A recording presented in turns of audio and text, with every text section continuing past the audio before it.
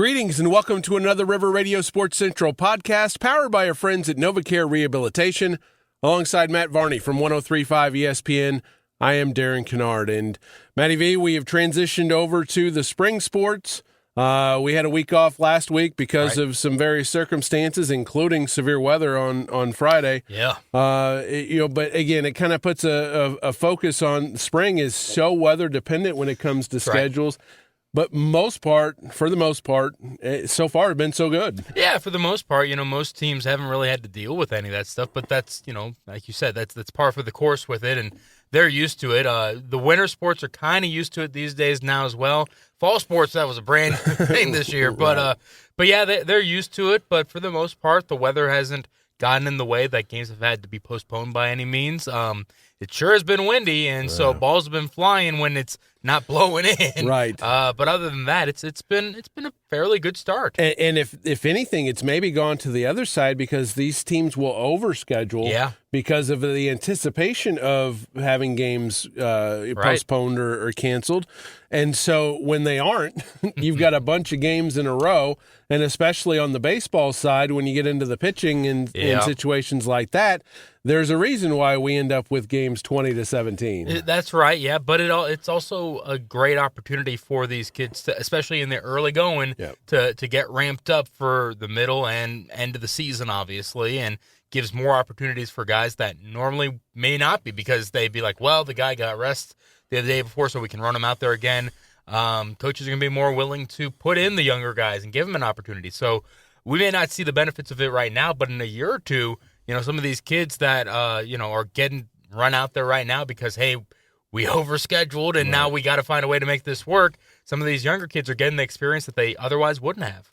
And in a day like yesterday, which is Thursday as we record on Friday, you have parts of the area that saw a ton of rain and all the games got canceled. Basically, the storms ran along 64, and so most everything to the north of us was postponed, but most of the games in the immediate area here, they were able to get in just fine. And again, that is the nature of spring. Yeah, without a doubt. And, you keep on looking for the finals and everything. And, I mean, the teams that you expected to be good right now are doing well.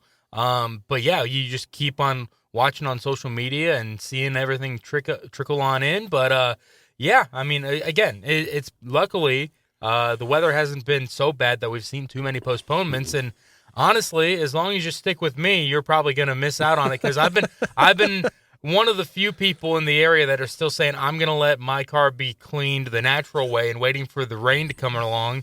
And it just seems to keep avoiding me. So, well, I got the mud rain. So, I mean, I got the opposite of that. So that didn't work out for me either. So you mentioned, the teams that we kind of thought would be good are, I mean, a lot of them are the usual suspects. Sure. Clearly in softball, Carterville, the defending 2A state champs. It's when you look at it and you see, well, their best player graduated and is now playing in the SEC for Tennessee. Pretty well, too. Exactly. And so it's like it's hard to say, well, they're going to be really, really good again this year, but my goodness, they are because they still have great pitching. Yeah, I mean, if you talked to anybody last summer after they had won, most people said, well, just wait until next year because, we're graduating a lot of good key pieces, but a lot of the ones that got them there are back and are ready to go. And people forget also, I mean, luckily we do get good coverage of the junior high area. People keep us up to date if, we miss something. But one thing I've known for several years is Carterville's junior high softball program is just as good, if not better sometimes, than the high school program, and they got an influx of freshmen this year that it's like, they didn't really, they lost those seniors obviously, but they reloaded as much as a high school could. Right, and of course with Cadence Phillips in the circle, she's been dominant. Taryn Ford, who was they were basically 1 and 1A last year. She's been dealing with some injuries, so she hasn't pitched, and so You mentioned those younger kids. Yep. They have talent coming up, but it's young and hasn't been tested at the high school level anymore with the travel stuff. They're seeing good competition before they get to high school, but it's still a little different when you put that high school uniform on and then you have to go out there. Right. And again, we've talked a lot during basketball season about scheduling and scheduling up, and Carterville has done that. I mean, this week alone, non-conference with Carmi and Chester, and then Marengo comes, who's was ranked 15th in the 2A preseason poll. And that's all part of this weekend's Illinois-Kentucky border war, where they're playing 4 really good teams from Kentucky, including McCracken, who was the only one that beat them last year. Right. Well, and you mentioned Chester. I did not realize that they were undefeated going into Carterville. Yeah. I had known that they were doing well, but I didn't realize they were still undefeated.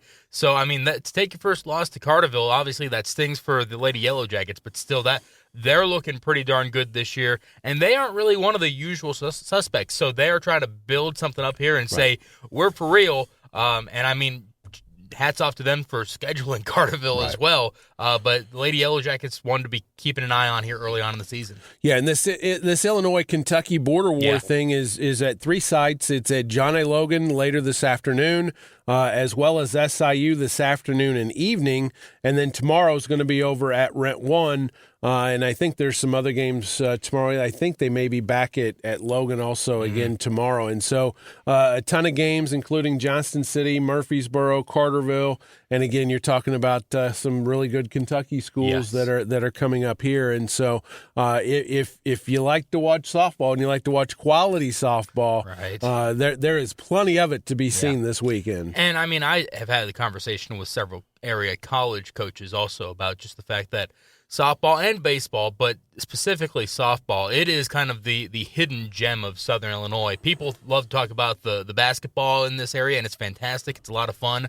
But softball is one of those ones that, especially recently, has been really creeping up. And you see a lot of we were just talking about the Doyle girl going to Tennessee. There's a lot of athletes on the softball diamond that are kind of getting to that level that don't overlook softball. Like we have something real special here in Southern Illinois in terms of the softball diamond. No question. And that's a situation where there for the longest time, softball was the most likely sport to see not only a Division I signing. Right. We rarely would have Division I signings, and then now you're not only seeing Division I signings, but high major signings. Yes. And we talked about Amaya Doyle at Tennessee, Morgan Bernardini from Alvarado. She's doing good things right now too. She's had a great start for Mississippi State, and so when you see those kind of kids, just excelling in the SEC, which it doesn't matter what sport it is, the SEC is at the top of the heap, and man, oh man, it's pretty dang impressive. And the one thing, because I've already seen some people mention this specifically about Bernardini, about how did SIU miss out on? It's not that SIU missed out on her; it's that Mississippi State came. Right. These high major schools also are noticing just how good the softball on the prep level is in this specific area, and they're saying, "Well, I don't care that you're from Elkville. I want you to come to Starksville." And the girls are, for the most part, saying, why would I not want to? And, of course, Jen Sewell is doing a great job at SIU of recruiting. She's got a couple of local girls there.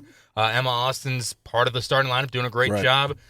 Sarah Cook is part of that lineup right now, also doing some good things. And so they're getting the local girls. But when you see a star go to the SEC or the Pac-12 or whatever, it's not that SIU didn't they were in on every single one of those, but another one came along calling and said, well, this is a fantastic opportunity. Why would I not take it? Well, and again, and this was, a lot of this stuff was, with the SEC and the Power Five, and hey, these are full rides, and and this is this, and when you go to the SEC, you get this training table and this food, and all the things that come along with being an SEC athlete. And again, that's nothing against what happens at Southern or any other place, but it's just different. Yeah. It's just the way it goes. And then you also just add in the fact that these kids are usually at about the age where they're like, I'm ready to leave. I need to get out of here. And so some of them are like, I want to stay nearby, but a lot of them are like,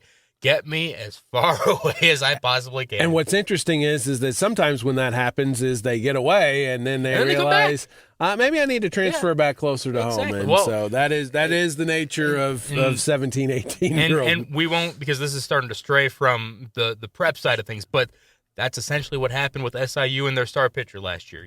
Went back home to Omaha, and that's that. I'll leave it at that, but I mean that's what happens these times. So.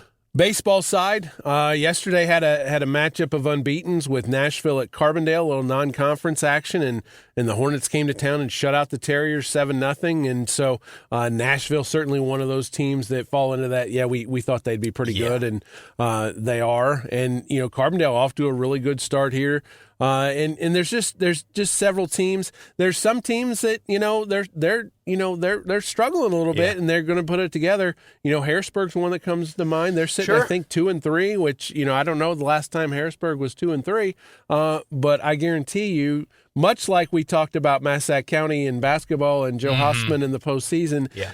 Ain't nobody going to want to see Harrisburg in their region when it comes time for the postseason. No, not at all. And another one that comes to mind, and it's kind of obvious, but Marion has been struggling, and it's year 2 for their head coach, and they're still kind of working out some kinks a little bit. Some losses that you've seen come through that you've been like, ooh, didn't expect that, or didn't expect it to be that big type of deal. And so they're still working things out a little bit, still kind of, with the new coaching staff, it's still considered new for the most part in year 2. So they're working it out, but definitely the losses that they've taken, I've been kind of like, did not see that coming by any means. And again, Marion's also one of those clubs that they do have a lot of returning talent, and so they're gonna, they're gonna put it together here.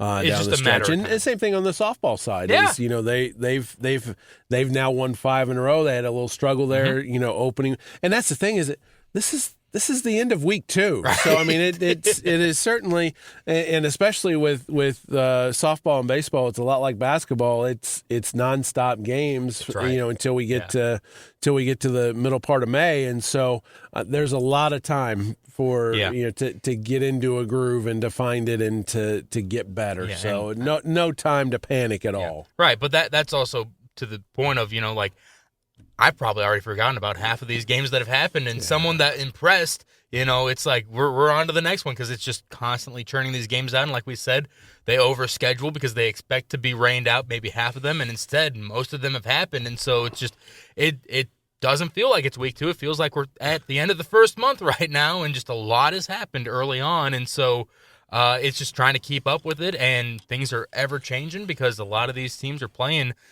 4-5 games a week. And there's been a lot of tremendous individual performances. I want to just shout out one from yesterday's stat line. Benton beat El Dorado, and it was 27-1. And, there are games that are going to be not, awfully lopsided.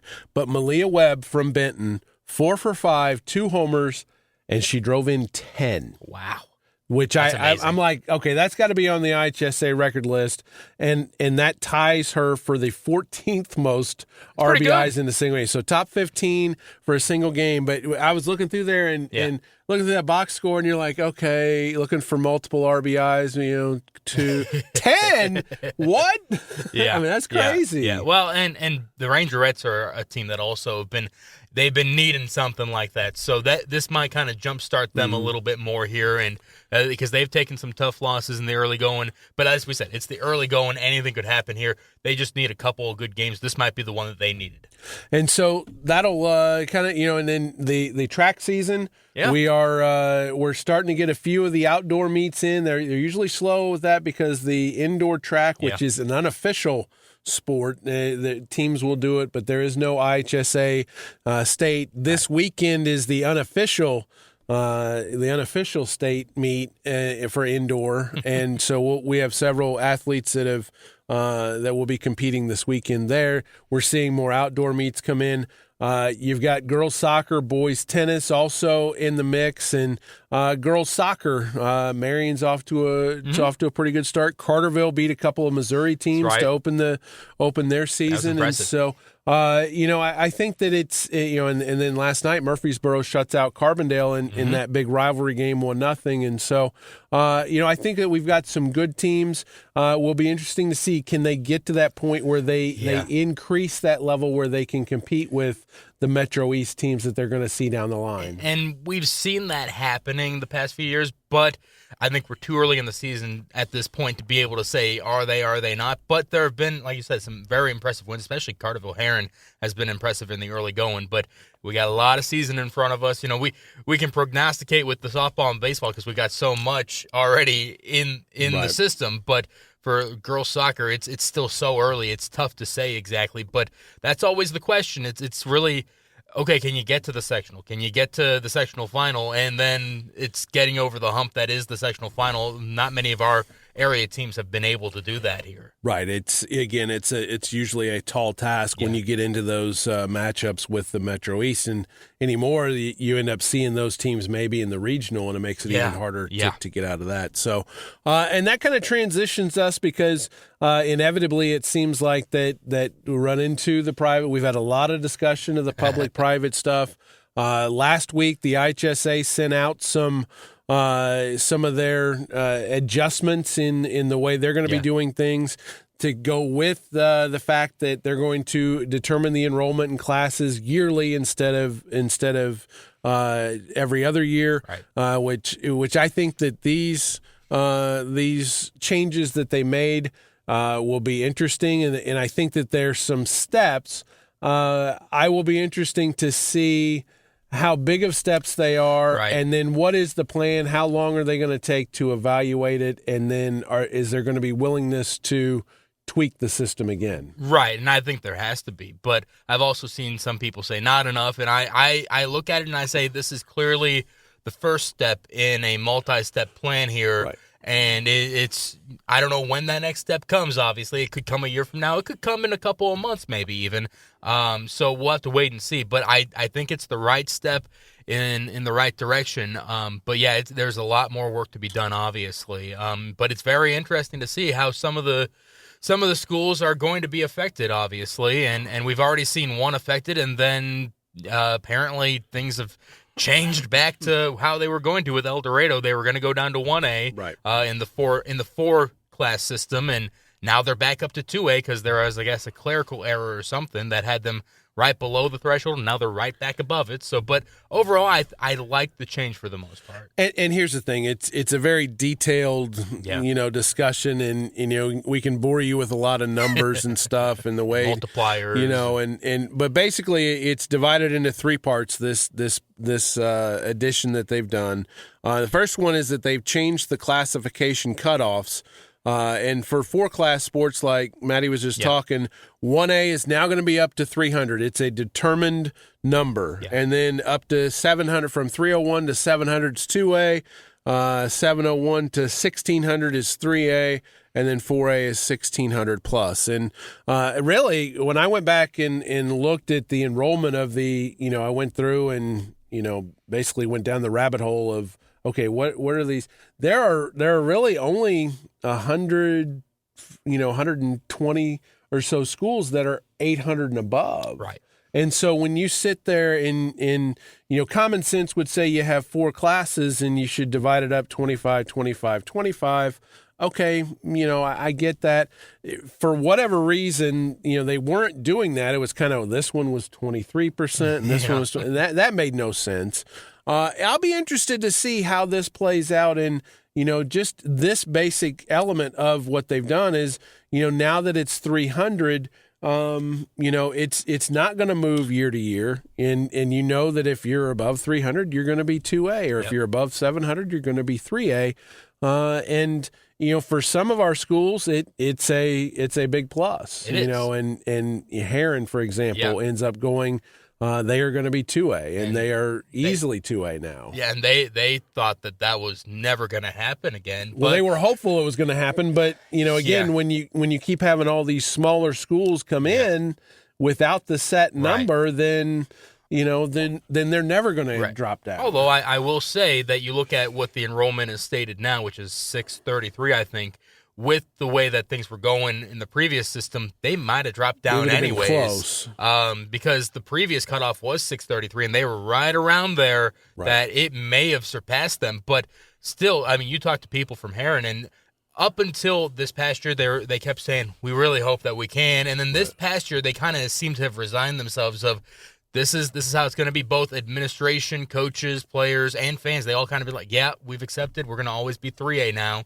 And then this comes along, and it's manna from heaven, and they're like, thank you very much. Although they did just kind of, in terms of basketball at least, just kind of miss out on maybe the greatest stretch that they could have had for a 2A team, and now they got to rebuild. So we'll see how that happens. But still, I'm sure they're pretty happy about it. Yeah, I don't think anybody's going to be sad about dropping down a class. And then, El Dorado was one of those that's going to be right. They were right around the number, and it looked like they were going to be, I don't know, 294 or something, 298, and then they made an adjustment, and it's actually 310, and so they're going to be 2A, but which is what they were. So it's not like they've suddenly ended up in a different spot, and so. But by and large, other than Salem's enrollment actually had gone up a little bit, so they were just above 700. So Salem coming into the river in 26-27.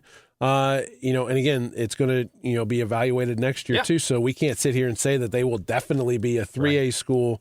It's going to be dependent on their enrollment. And if they don't, if their senior class is bigger than their freshman class, then they could be back under that 700 as they come into the Ohio. And, the other 3A schools are firmly in 3A.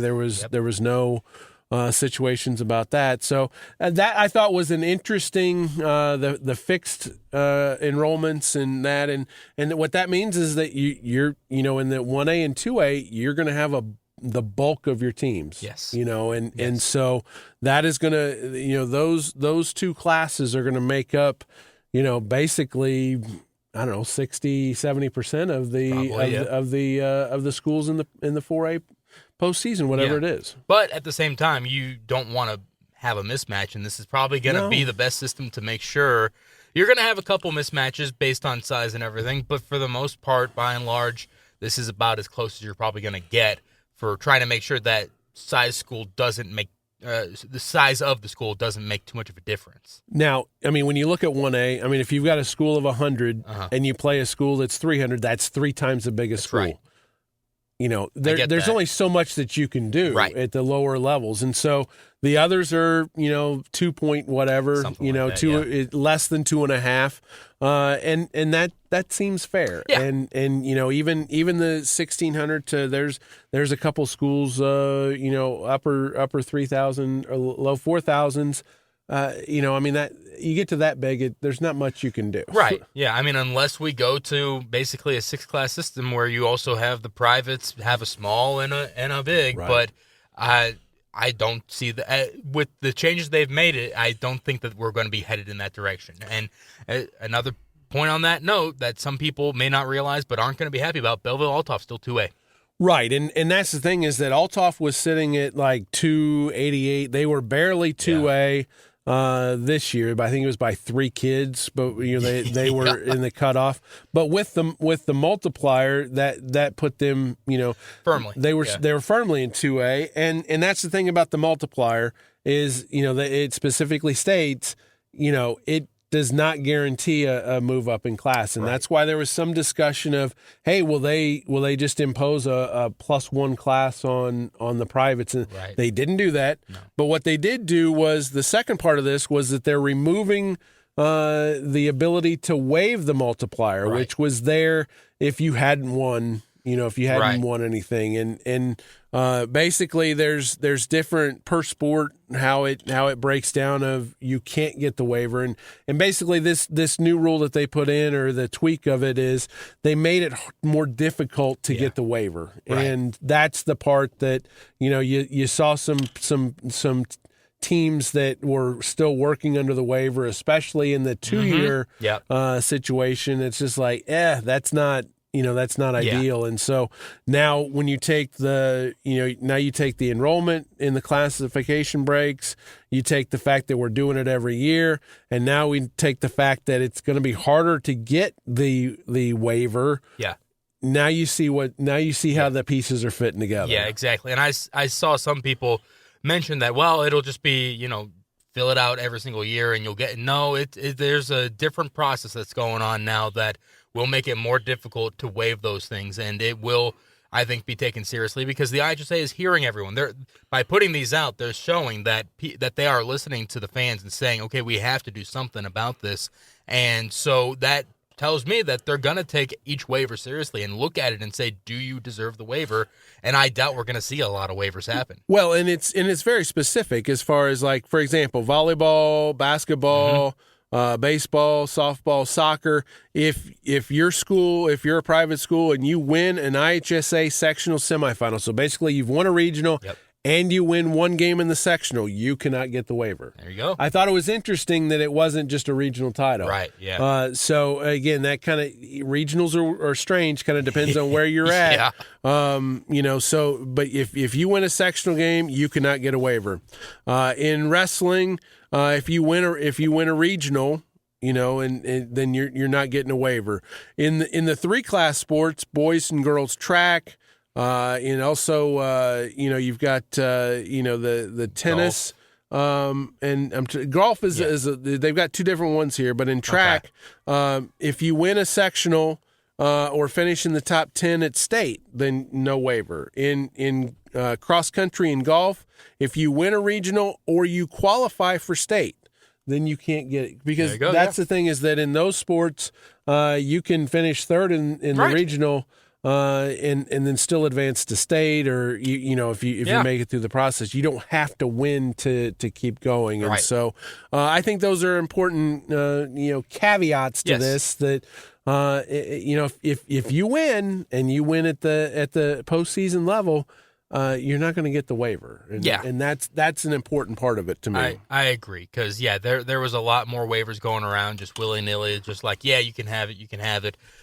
They're taking the steps that they need to take to make sure that this doesn't continue to be an issue. And again, we'll see if it works out, but I think it's going to clamp things down a little bit more on the issues that people have said are issues. Again, I just say with this release, I know it's a lot to go through, and you might just read the headline on it and just and the 3 points and assume it's nothing. Right, but it's if they didn't put this out there, if they didn't make these changes, they would be saying, we aren't listening to you. They are listening to the fans and saying, yes, you're right, we need to do something about this, and they're doing something. Right. And, and again, you mentioned Althoff, which is a great example of, their enrollment is projected to be at like 330 or something in that. So even with the 1.65, they're going to be firmly into 2A. Yeah. So that's not going to change. And then that's where you get into the success factor.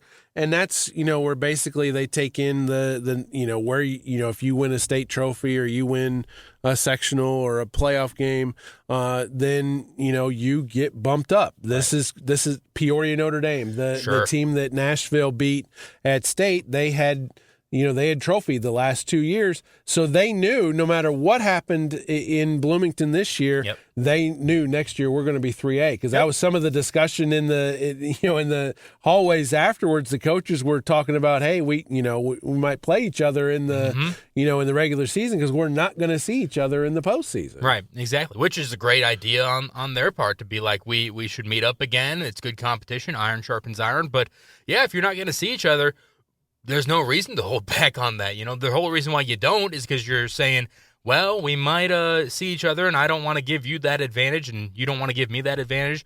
Now there's no fear for that. So you've seen each other a few times now, and you say, you know what?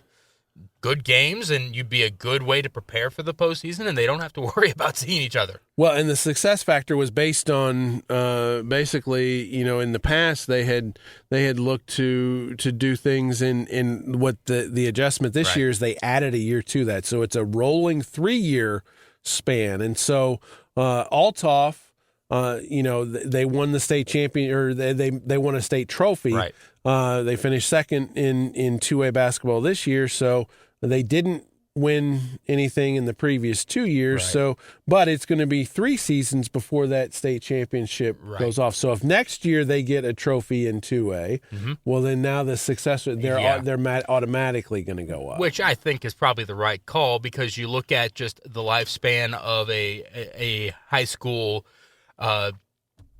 team, and if you have a freshman on that team, if it goes into effect after their freshman year, well, then they're not going back to that level until they won't be, Right. But so I think that's the right call, in that if they played a role in that, well, now you're going to the correct level, and you don't have to worry about coming back down, and you're going to dominate, but you're going up against maybe lesser competition. I say that without putting air quotes in there, but air quotes. Just right. It's a better move, because you guarantee that freshman that might have been the star of the team isn't going to, in 2 years, come back down and then just blow everybody out again. Right. You guarantee that everybody from that team, once that clock started, basically, everybody is out, and you've cleared everything out, and it's a fresh team then. Now, it didn't matter what that IHSA release said. A large number of people, outside of them coming out and saying we're going to go separate private and public, was not going to be sufficient. Yeah. Course. And again, without the track record of seeing how does this affect, we don't know. I don't think this will be what the final product looks like. I think this, again, is a very important step.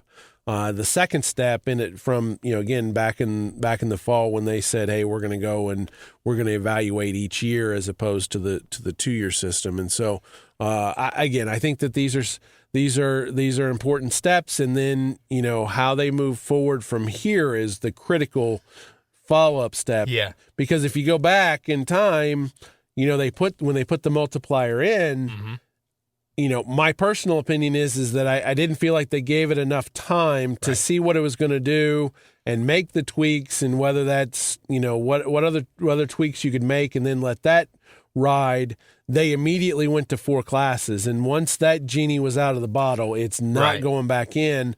And again, I think that when you start talking about adding classes, if you go 2 public and 2 private, that changes the landscape immensely, because now your 2 public classes are going to be up to 700 and then over 700, and so now you've got somebody with a 150 enrollment, like the old days, battling somebody with a 650 enrollment, and you've got somebody with an 800 battling a 3,500. And so, again, I think that genie's out of the bottle. They are not going back to 2 classes. Well, I just don't see that ever happening. And I think what some people forget, because I think that's the more likely, if they were to do something like that, that's the more likely case of what they do. But I think a lot of people think, and I mentioned it earlier here, of it wouldn't be still 4 classes. It would be 6 classes. Right. And I don't see that, because you would get rid of so many in terms of the private. But kind of back to this just a little bit. Again, it's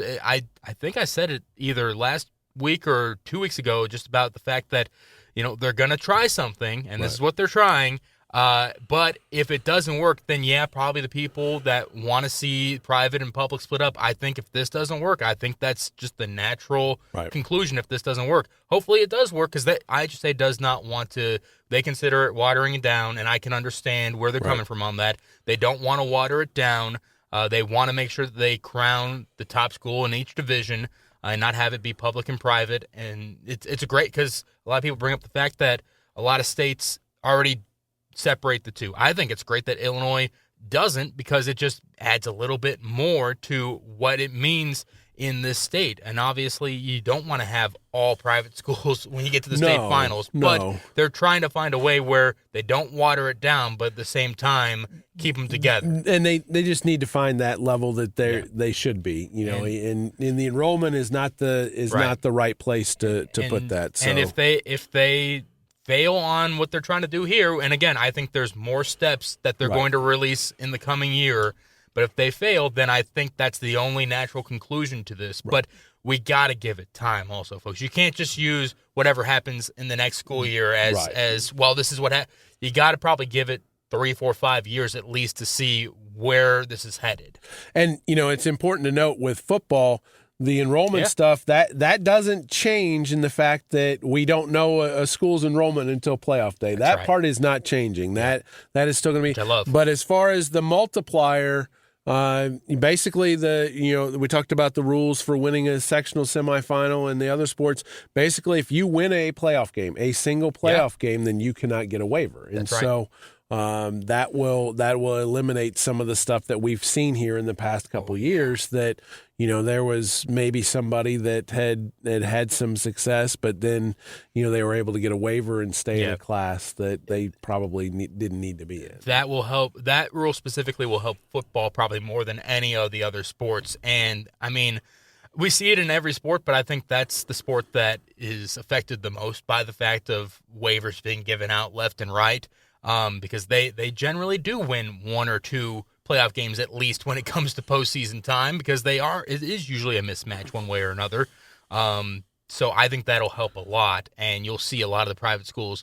Again, you got to give it more than a year, but I think eventually they will rise to where they need to be at. Yes, I definitely. This is a work in progress, and look, there's no way to know without implementing it and then studying the results and then tweaking as you go from there. So again, it will be interesting to see and to track, and and again, if next year the results don't turn on a dime, there's going to be the gnashing of teeth and all that. But I think it needs to run its course and evaluate it and do that before you go and do something rash and again, I point back to the 06-07 era when they went to four classes. I felt like that was just a quick. We got to do something. Yeah. And and look, this shows that they, like you said, they are listening and they realize that they need to do something.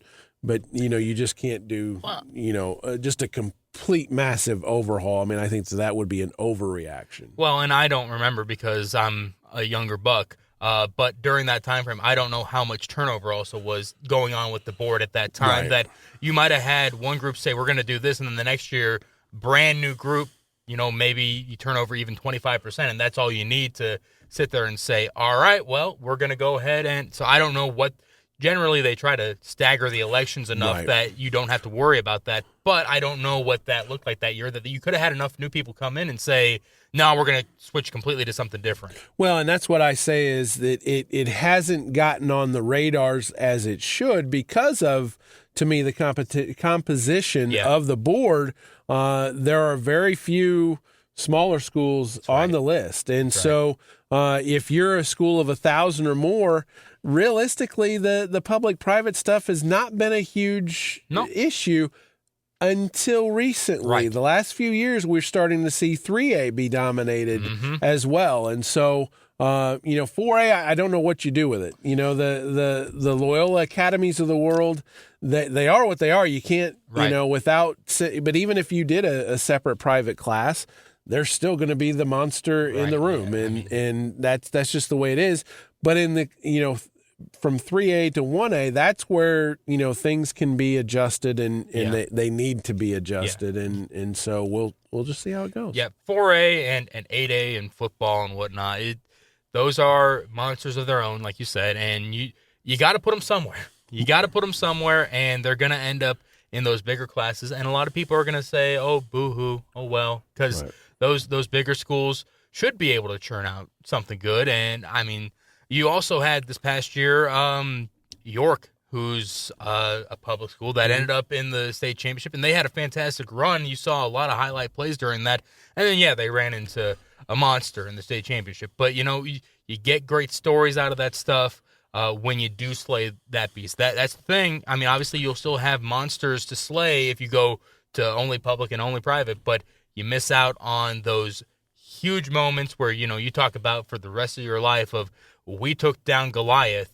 You'll have a Goliath. It won't be the Goliaths of old though, and it will not feel the same way. So do you want to take that element out of it too? Well, and that's the thing is that, and there are public school Goliaths too. Yes. East St. Louis, Rochester's run. Rochester winning 8 state championships. What Mount Carmel girls golf is doing.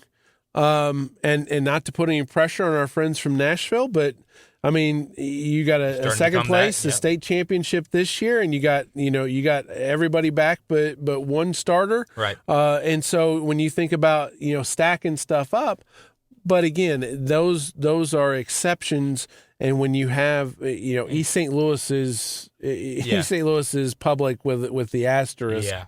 But most of those run their course generally. Right. And that's the thing is that, that Mount Carmel is what's, has been crazy is that they've won 3 in a row. And, the group that won this year was mostly freshmen and sophomores. And so you're like, this group could win 6. I mean, but there's nothing, on the public. And that's what the private people go like, well, hey, look at them. Why do they not have to, why do they not have success factor? Why do they not have to do that? And so, again, it's a very interesting debate, and I think the debate will rage on for a few more years. And again, even when it gets to a point that it may be better, it will never be enough for some. No, it will not. But hopefully because like I said, IHSA doesn't want to water it down. I don't want to water it down. I want to have those moments for the public schools and for the private schools too. But specifically the public schools being able to say, we took down that private giant that should have been able to beat us. And I want those moments to still be out there. It's when I got into sports, it was because of storytelling more than anything. And it's all about a story. And so your time will come. It's what it is. But you got to let the story unfold. Story's still yet to be completely written. Well, that's going to do it for this edition of the River Radio Sports Central podcast, powered by our friends at NovaCare Rehabilitation. For Matty V, I'm Darren Kinnard. Have a great weekend, everyone, and we'll talk to you again next week.